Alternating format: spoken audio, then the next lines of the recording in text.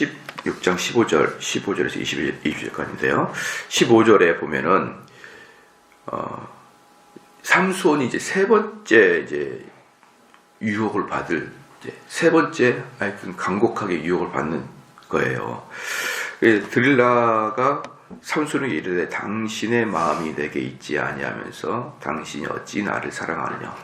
그러니까 모든 것에는 모두가 다 거짓일 수는 없고 또 모두가 다 진리일 수가 없는 게 상식이잖아요. 그러니까 거짓 안에도 항상 진리는 있고 불교나 이방신 안에도 진리의 흔적들은 남아 있어요. 그래서 어느 곳에서나 완벽한 악은 없고 완벽한 선도 없는 거죠. 여기서도 지금 드릴라가 그 삼손을 죽이려고, 삼손을 팔아 넘기려고 하는 와중에서도 진리의 말씀을 전합니다. 어떻게 전합니까? 당신의 마음에 내게 있지 아니하면서 당신이 어찌 나를 사랑하느냐. 이건 진리의 말씀이잖아요. 그죠? 하나님을 사랑하는 마음이 있으면서 하나님이 내 마음의 중심에 있다고 하면서 어떻게 하나님을 사랑하지 않을 수 있습니까? 이건 성경의 말씀이잖아요. 그러니까 어떠한 인간 사회에서도 보면요, 진리의 그 가닥가닥 흔적들은 다 나와요. 그렇기 때문에 진리의 흔적을 말하는 것보다 중요한 게 뭐냐 그러면 그 진리를 말하는 마음 상태가 중요한 거예요. 마음 상태가. 또 그 진리를 말하는 전체 그 프로세스 중에서 처음과 끝 전체가 다 중요한 것이지 그 부분이 중요하지 않다고 말할 수 없지만 중요하다고 말해서 거기서 함정에 빠질 수가 있는 거죠. 그래서 이제 그 진리를 말할 때도 진리를 말하지만 사기를 칠 때도 진리를 말하는 것이 보편적인 것이에요. 그래서 우리는 무슨 말을 했느냐, 무슨 행동을 취했느냐, 그것보다 더 중요한 것은 전체적인 흐름이 뭐냐. 또 하나 그것을 말하고 있는 사람의 마음 상태, 그 상태가 어떠느냐가 정말 중요합니다. 여러분 그 율법주의가 뭐냐 그러면요, 율법주의는 항상 그 바리새인들이 그 예수님께 혼나고 비난당했던 이유가 뭐냐면 바리새인들의 이야기는 틀린 게 없어요. 근데 그 마음 상태가 못돼 먹은 거예요. 마음 상태가. 그래서 예를 들어서 여러분 안식일 날 우리가 일을 하는 것은 옳지 않죠. 근데 그 안식일 일을 하지 말아야 된다 이렇게만 말하면 그게 율법주의예요. 그러면 뭐가 정말 그리스도가 말하는 것입니까? 무엇이 사람을 섬기고 무엇이 사람을 살리느냐가 가장 중요한 마음 상태라 이 말이에요. 마음 상태는 나는 사람을 살리고 싶은 거예요. 그 사람을 살리기 위해서는 사람들이 좀 강제적으로 주의를 지키도록 해야 되는 거예요. 그렇잖아요. 만약에 주의를 지나치게 자유롭게 해버리면은 사람을 살릴 수 있는 기회가 안 생기는 거죠. 그래서 안식일의 예배와 안식일 준수는 어느 정도 강제성이 필요합니다. 그러나 모든 것을 기준을 너가 미워서 너를 해코지 하기 위해서 그 안식일이라는 제도를 들고 나오는 것은 그게 율법주의다 이 말이에요. 지금 이해가 되시죠? 그래서 율법주의와 그 계명을 경건하게 지키는 것은 아주 겉으로 보기에는 비슷하지만 속마음이 전혀 다른 것이 율법주의이며 또 다른 말로는 계명을 또 지키는 이런 두 개가 아주 극명하게 대립이 되는 것이죠. 우리 주님은 그렇게 율법주의로 말씀하지 않아도 계명을 철저히 완수하셨잖아요. 우리 주님은. 그래서 제가 여러분에게 말씀드렸듯이 우리가 지켜야 될 계명을 우리 주님이 다 지켜주셨다니까요. 그러니까 우리 주님께서는 그 율법주의가 아니면은 율법을 안 지키는 게 아니라 다 지키지만 그 율법을 지키는 그 마음 상태가 어떻습니까? 사람을 살리느냐, 사람에게 유익을 주느냐, 다른 사람을 섬기는 것이냐, 이런 관점을 가지고 지키는 것인지 아니면은 그냥 다른 사람을 죽이기 위해서, 다른 사람을 해코지하기 위해서 이런 말을 하는지를 여러분 그렇게 구별을 할 수가 있는 것입니다. 그래서 이 드릴라는 삼손을 팔아 넘기기 위해서 일종의 진리의 한 부분을 이야기를 하는 것이죠. 다시 읽겠습니다. 마음이 내게 있지 아니하면서 당신이 어찌 나를 사랑한다 하느냐. 당신이 3번 나를 희롱하고 당신의 큰 힘이 무엇으로 말미암아 있는 것을 내게 말하지 아니하였나요? 이 말이 맞죠. 왜 그럽니까? 어떻게 나한테 그렇게 거짓말을 하면서 당신의 비밀을 말해주지도 않으면서 어떻게 나한테 사랑한다고 말할 수 있습니까? 이제 이렇게 이야기하는 것이죠. 드릴라가 16장부터 드릴라 사건이 나오는데요. 드릴라가 삼손을 3번을 속이고 유혹하고 이제 그 비밀을 알아내기 위해서 여러 번 이렇게 시도했지만 이번에 처음으로 이제 사랑이란 단어를 드릴라 입에서 꺼냅니다. 사랑이란 단어를. 그것도 나는 당신을 사랑합니다. 이게 아니고 너가 나를 사랑한다면서 이제 이렇게 이야기하는 것이죠. 그러니까 드릴라가 처음으로 사랑이란 단어를 꺼내요. 자, 이것을 봤을 때 그런데 드릴라는 단 한 번도 삼손을 사랑한다라는 말이나 그런 어떤 개념적인 게 없어요. 사랑한다는. 그러니까 우리가 이 구절을 보면서 알 수 있는 게 뭐냐면 삼손이 드릴라를 지독히 짝사랑했다는 것을 우리가 알 수가 있는 거예요. 그리고 드릴라는 사실 삼손을 사랑하는 마음은 그다지는 없었던 것 같아요. 그러면은 가장 하나님은 이것이다라고 말할 때 하나님은 사랑이다 말하잖아요. 그래서 가장 아름다운 감정이 사랑인데, 그래서 가장 아름다운 감정이 타락할 때 가장 추한 감정이 되는 거예요. 그렇죠? 가장 아름다운 게 타락하는 게 가장 추해요. 아마 길거리에 있는 어떤 형편없는 불량자가 여성을 성희롱했다. 그러면 막 그 뉴스거리도 안 돼요. 근데 우리나라에서 가장 정의로웠다거나 가장 깨끗했던 사람이 성희롱을 했을 때는 아주 큰 뉴스가 되죠. 그것처럼 원래 나쁜 놈이 나쁜 짓을 하게 되면 아무렇지도 않습니다. 그건. 근데 깨끗해야 될 사람이 나쁜 짓을 하는 것이 가장 큰 문제인 거예요. 그렇기 때문에 하나님이 주신 가장 큰 사랑의 감정을, 가장 고귀한 감정이 사랑이거든요. 근데 그 고귀한 감정이 타락했을 때 가장 추한 모습이 되지 않습니까?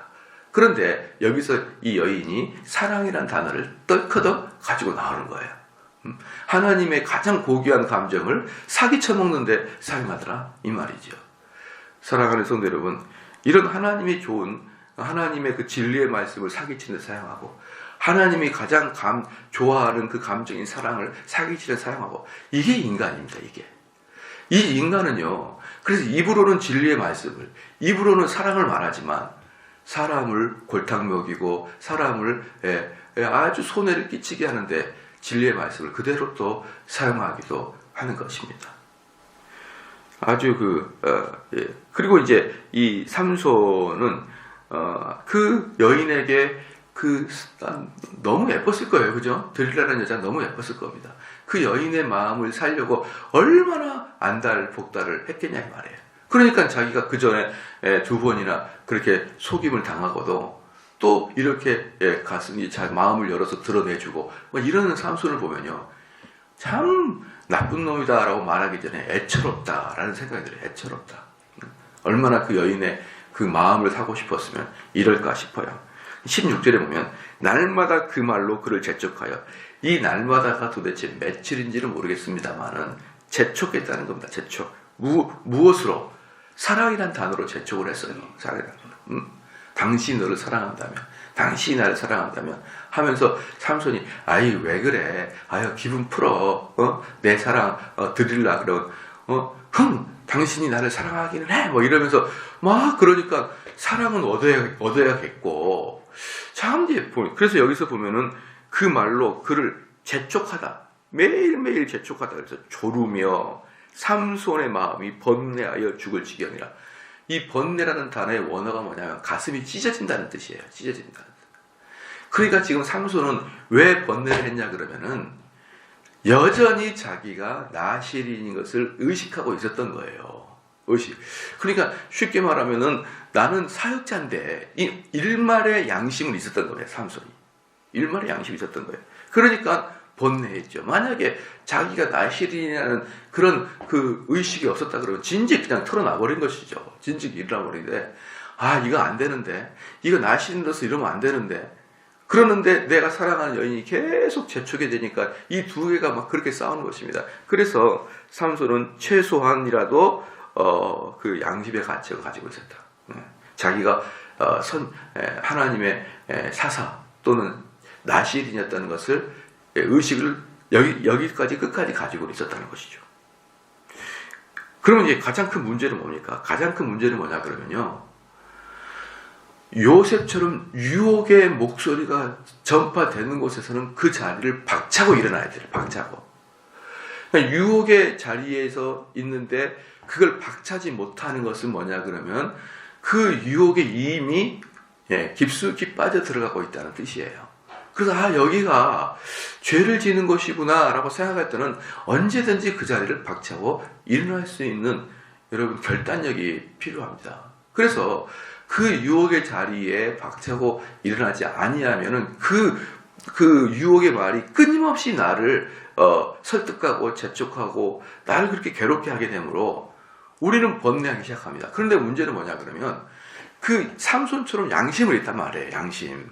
근데 하나님을 떠난 사람은 그 양심이 그 죄를 억제하지 못합니다.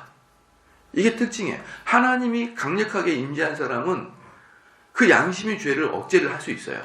그러나 하나님을 계속 떠나 있는 사람들은 양심 자체가 그 죄를 억제시킬 수가 없습니다. 그러면 잘 봐보십시오.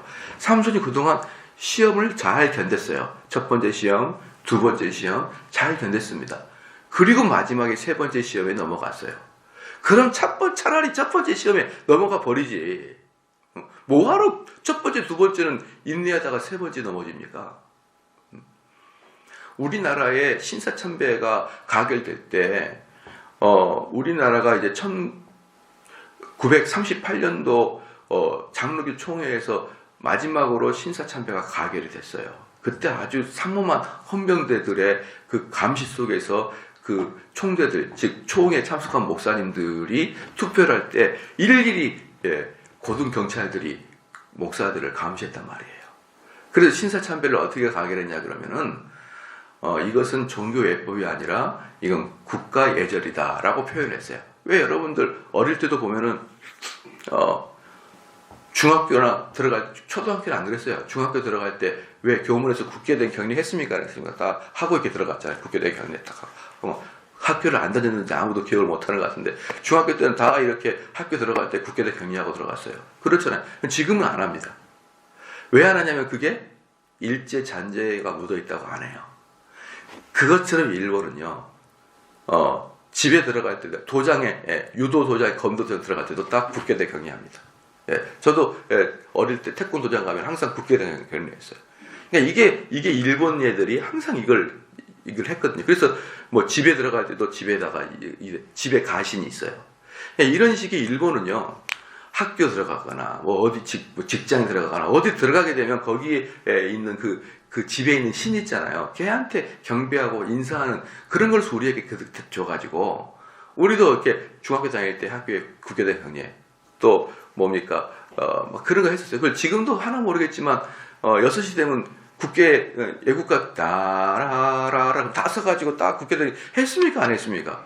했잖아요. 여러분 혹시 그거 할 때 이게 뭡니까 우상숭배다 이런 생각 안 해요. 이건 국가에 대한 예절이라고 생각하잖아요.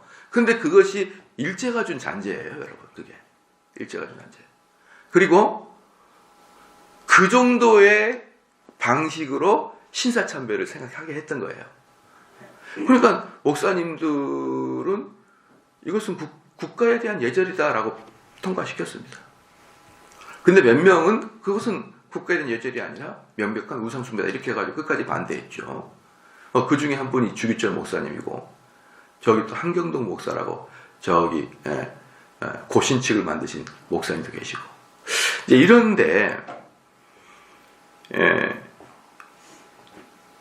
이런데 사실은 장로교회가 제일 늦게 신사참배를 가결했어요. 제일 처음에 신사참배 가결한 데가 저기 김재준 박사가 가지고 있는 저기 우리 지구로 말하면 뭡니까 한국 기독교 장로 한국 기장이라고 하는 또 저기 어디죠?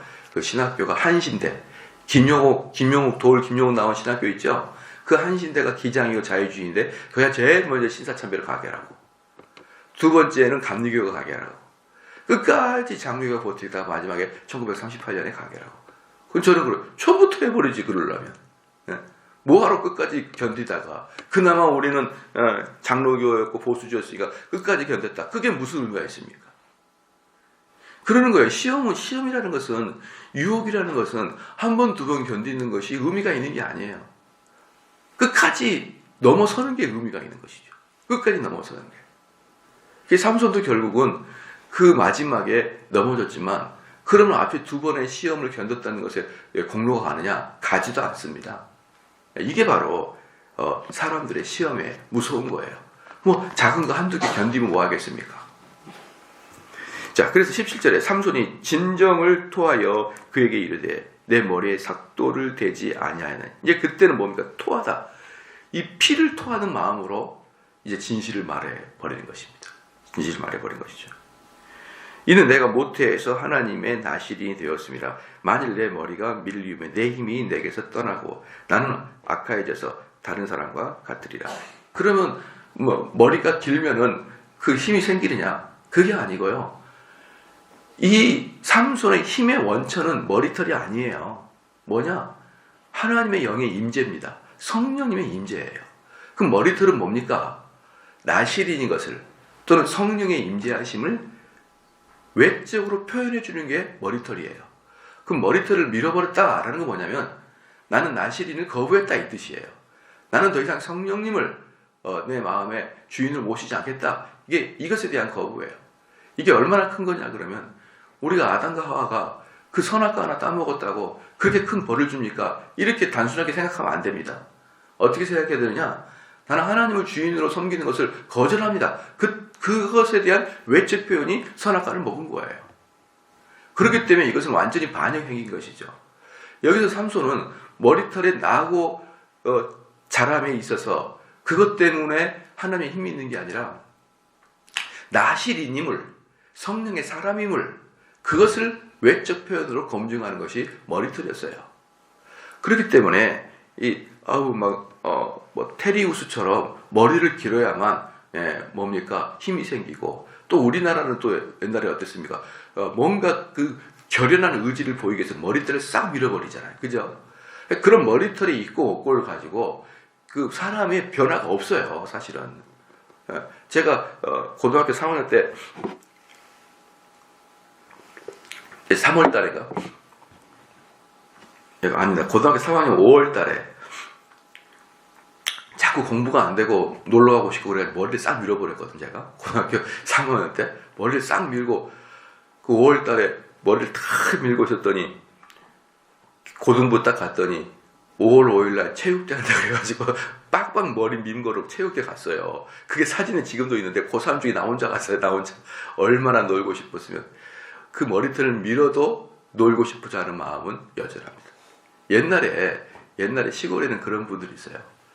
고시 공부하다가 자꾸 밖에 자기가 나가니까 고시 공부하는 중에 밖에 안 나가려고 눈썹을 밀어버려요.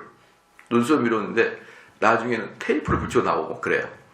그러니까 이것은 무엇을 잘라버리거나 무엇을 밀거나 머리를 길거나 이런 것이 사람의 마음을 바꾸는 것은 1%치도 여러분 자극을 주지 못합니다. 그렇기 때문에 이 삼손의 머리털도 그 자체의 의미가 있는 게 아니고 그것이 의미하는 그 내부적인 힘이 있던 것이에요. 바로 그것의 그 결정적인 증거가 뭐냐 그러면 삼손이 무엇을 느끼냐? 내 안에 하나님의 영이 떠난 것을 느끼게 되는 것이죠. 내 안에 하나님의 영이 떠나는 것이. 자, 가봅시다. 그래서 삼손이 17절입니다. 진정을 토하여 그에게 이르되 내 머리에 삭도를 대지 아니하나니 이는 내 모태에서 하나님이 나신이 되었습니다. 만일 내 머리가 밀리면 내 힘이 내게서 떠나고 나는 약하여서 다른 사람과 아주 평범하게 될 것이다. 나는 평범한 사람이 될 것이다. 어떤 사람이 평범합니까? 성령이 내주했다가 성령이 떠나면 평범한 사람이 되죠. 18절 말씀에 드릴라가 삼손의 진정을 토함을 보고 보내어 블레셋 사람의 방백들을 불러 가로되 삼손이 내게 진정을 토하였으니 이제 한 번만 올라오라. 이제 한 번만 올라오라. 이 말의 두 가지 뜻을 알아야 됩니다. 첫 번째는 이미 드릴라가 신뢰성을 잃었어요. 신뢰성을 잃어버렸습니다. 두 번째, 이 시험이 마지막 시험이었던 거예요. 이 시험이. 만약에 여기에서 삼손이 뭐라고 했을까요? 나의 힘은 온 몸에다가 한 번도 사용하지 않았던 황금실로 똘똘똘 묶었으면 나는 절대로 힘을 못 쓴다. 또는 그 끈에다가 소금을 뿌려가지고 탁 나를 묶어놨으면 나는 꿈쩍도 못한다. 만약에 이렇게 말했다.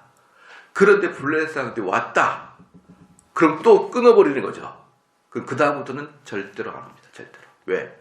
드리라고 뭐라 했으니까 이번이 마지막이다 그랬으니까. 바로 이게 시험이에요. 시험. 이걸 견뎠으면 되잖아요. 이번만 넘겼으면, 마지막 고비만 넘겼으면 여러분 성공했는데. 그래서 여러분에게 다가오는 시험이 마귀가 주는 마지막 시험일 수가 있는 거예요. 우리 주님에게도 마귀가 3번을 시험했어요. 3번을. 3번을 시험했을 때 첫 번째는 돌로 떡을 만들라 그랬고, 두 번째는 성전 꼭대기에서 뛰어내리라 그랬고, 세 번째는 천하 만민을 보여주면서 나에게 절을 하라. 그러면 내가 너를 이 천하 만민을 주겠다 그랬습니다. 그러면은 그 뜻이 뭐냐? 마지막 3번째 유혹의 뜻이 뭐냐? 그러면 예수 너 이 땅에 온 이유가 뭐냐? 이 말이에요. 마귀가 지금 묻기에. 당신이 지금 이 땅에 오는 이유가 뭐냐? 당신이 이 땅에 오는 이유는 이 세상 사람들을 구원하러 온 거 아니야? 이 말이에요. 맞죠? 구원하러 온 거니까 이 세상에서 너가 아주 유명한 사람이 되고 이 세상에서 정말 너가 사람들로부터 칭송받는 자리에 올라가면 많은 사람들이 당신에게 올 거 아니냐. 많은 사람이 당신이 올 때 그때 복음을 선포하는 게 어때요? 효과적이지 않느냐 이 말이에요. 그러니까 복음을 잘 선포하기 위해서 이 땅에서 아주 유명한 사람이 되라. 이 유혹이었습니다. 이 유혹. 옛날에 저희 교회에서도 폴 워셔가 한번 왔었지 않습니까? 폴 워셔가 왔는데 그때 많은 사람이 그랬어요. 아니 이런 좋은 분을 이렇게 초청해놓고 왜 이렇게 마케팅을 현찬하게 해가지고 폴 워셔가 한국에 온지 안 온지도 모르도록 이렇게 합니까? 그래서 꽤 많아요. 지금도 보면 그때가 좀 아까워요. 좀 더 마케팅도 했는데 마찬가지로 뭡니까?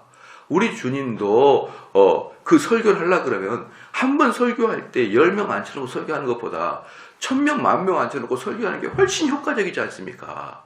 그러면 우리 주님께서 그렇게 아주 유명해지려면 유명해지는 단계까지 올라갈 때는 어느 정도 세상과는 타협해야 올라갈 수 있는 거예요.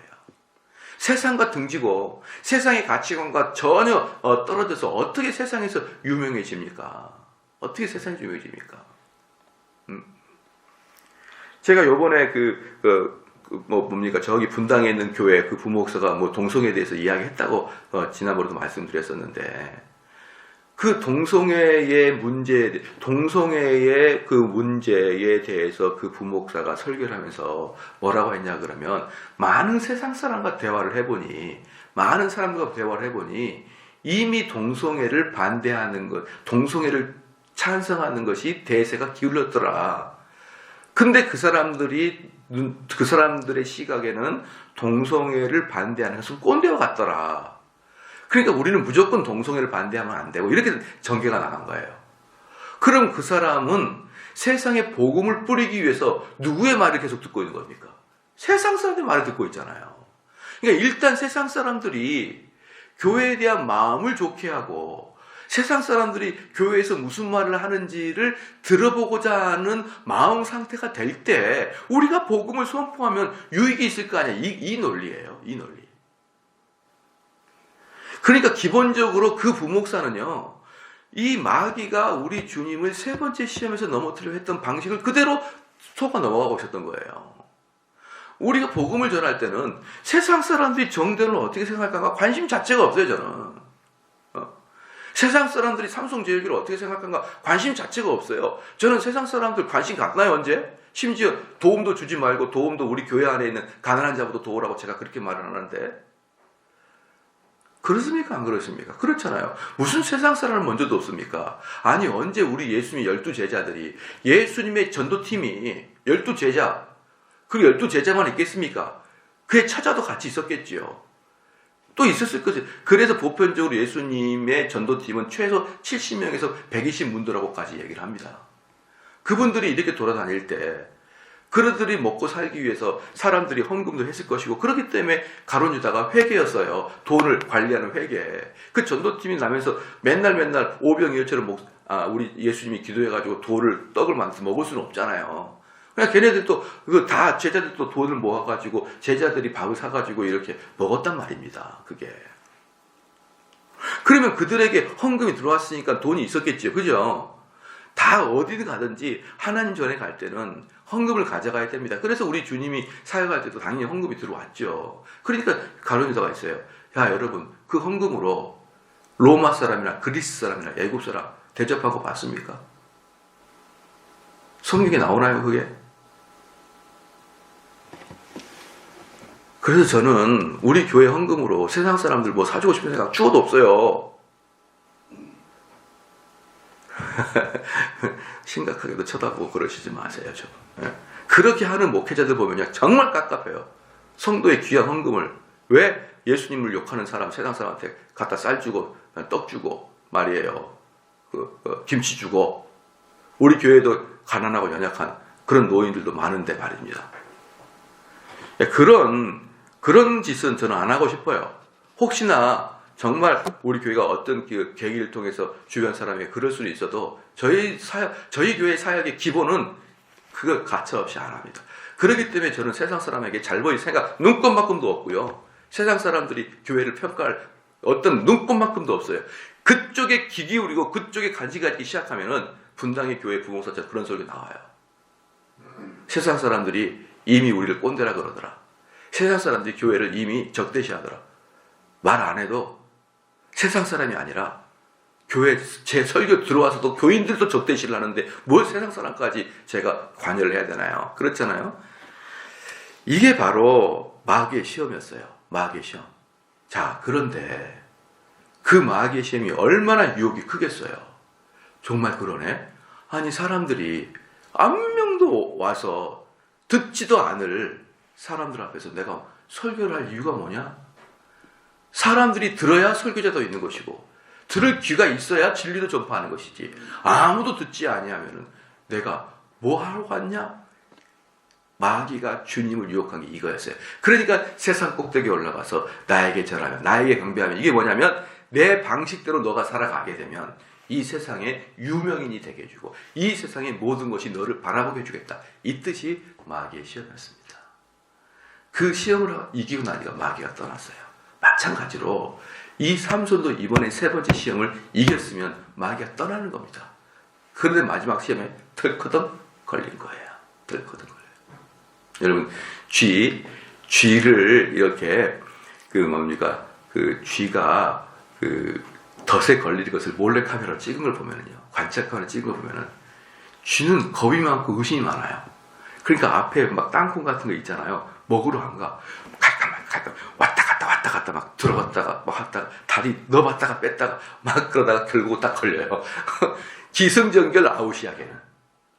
그 전에 그렇게 시험해보고 견눈질하고 그러다가 마지막에 걸립니다. 이게 바로 인생의 아주 나약함입니다.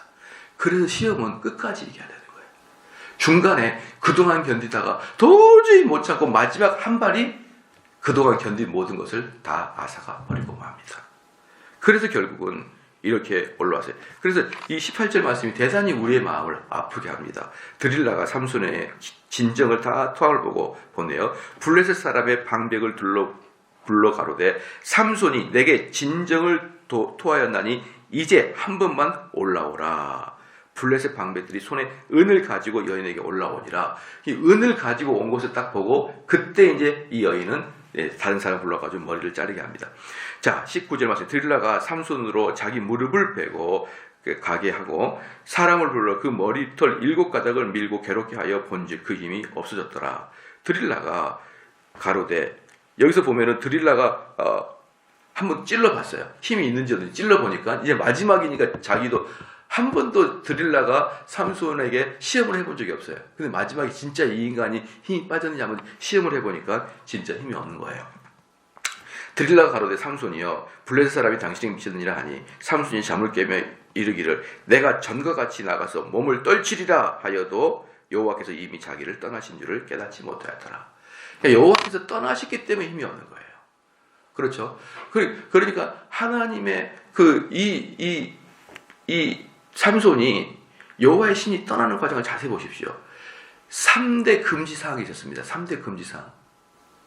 이 나시린에게는 3대 금지사항이 있어요. 첫 번째, 포도주를 가까이 하지 마라. 두 번째, 죽은 시체 같은 거, 불결한 걸 만지지 마라. 세 번째, 머리털 밀지 말라. 이게 나시린의 3대 언약이에요. 근데 쉬운 것부터 하나하나 갈가 들어갑니다.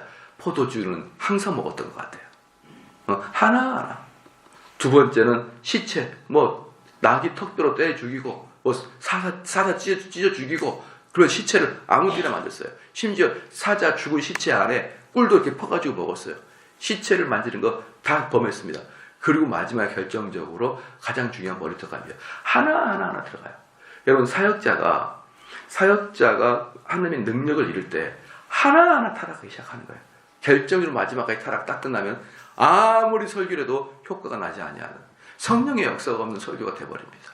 똑같아요. 처음부터 무지막지한 그거 시험에 넘어가는 게 아니라 아주 별것도 아닌 것부터 시작해가지고 점차 들어가가지고 마지막에까지 딱 머리 깎으니까 여호와께서 떠나버리는 것이에요. 여호와께서. 예. 사람은요, 하나님은 자비로우시고 하나님은 참으시기를 오래 하시고 분노를 더디하심으로 하나님은 여러분이 한두 가지 죄를 짓다고 즉각적으로 처벌하지 않아요.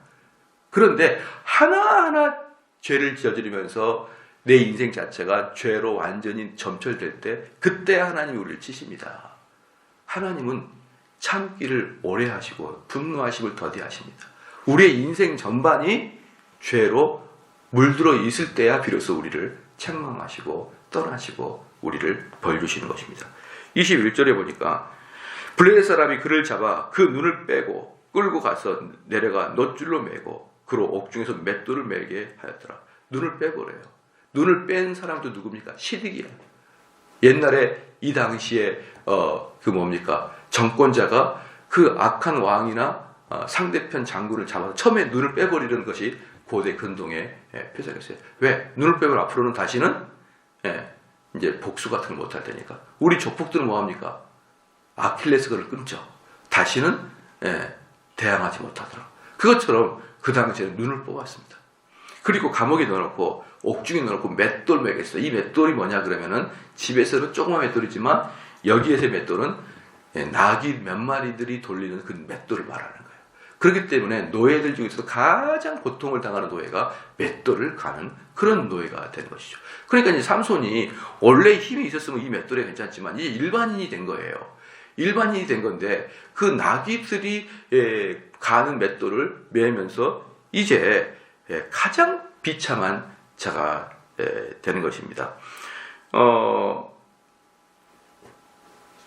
22절 그의 머리털이 밀린 후에 다시 자라기 시작하니라. 여기서 이제 뭘 얘기해 줍니까? 이 삼손이 머리털에서 능력이 나타난 것이 아니다라고 제가 말씀드렸죠. 그럼 삼손에서 머리털이 다시 난다. 이게 뭐냐 그러면 삼손은 점점 하나님의 은혜를 또 깨닫기 시작한다 뜻이에요. 그러니까 우리 하나님은요 이거예요. 우리가 죄를 지었다고 해서 우리를 영원히 떠나는 게 아니라 우리가 다시 하나님께 무릎 꿇고 하나님께 회개하고 용서를 구하게 된다 그러면 하나님 또 언제든지 우리의 죄를 동이 서에서 먼 것처럼 우리 죄를 도말하시고 우리에게 다시 오신단 말이에요. 그러니까 지금 삼손은 뭐냐 그러면 건강할 때는 누구한테 있었습니까? 여인의 무릎팍에 있었고 연약할 때는 하나님 품에 있는 거예요. 삼손은 눈이 좋을 때는 그 눈으로 여인의 몸을 봤지만 눈이 없을 때는 영적인 눈으로 우리 하나님을 본 거예요. 우리 삼손은 자유로울 때는 술집을 들어갔지만 감옥에 있을 때는 하나님 품으로 들어갔습니다. 지금 그걸 보여주고 있는 거예요. 그걸. 자, 이렇게 되자 삼손은 다시 하나님의 영이 삼손에게 점점 다시 회복이 되고 오더라. 이것을 뭡니까? 머리털이 자라기 시작하더라. 이렇게 보여주는 것이죠. 사랑하는 성도 여러분, 오늘 삼손의 이야기를 들어보니 어떻습니까? 인생의 지혜가 많이 보이죠. 그래서 우리가 가장 여기서 잘 알아야 할 게 뭐냐면 유혹의 자리, 나를 죄를 짓게 하는 자리에서는 듣도 보도 말아야 된다. 그걸 자꾸 듣고 있으면 어떻게 됩니까? 나를 번뇌케 하고 그것이 결국 내 양심이 내 그 죄를 억제할 수 없을 만큼이나 죄의 유혹이 커져버리면 모든 게 끝나요. 그동안 잘 참았던 게 모든 게 끝나버리고. 두 번째, 항상 이 시험이 마지막일지 모른다는 것을 여러분은 항상 가지고 있어야 돼요. 이 시험이 끝도 없이 여러분에게 오는 게 아니에요. 그 시험은 언젠가는 마지막은 있어요.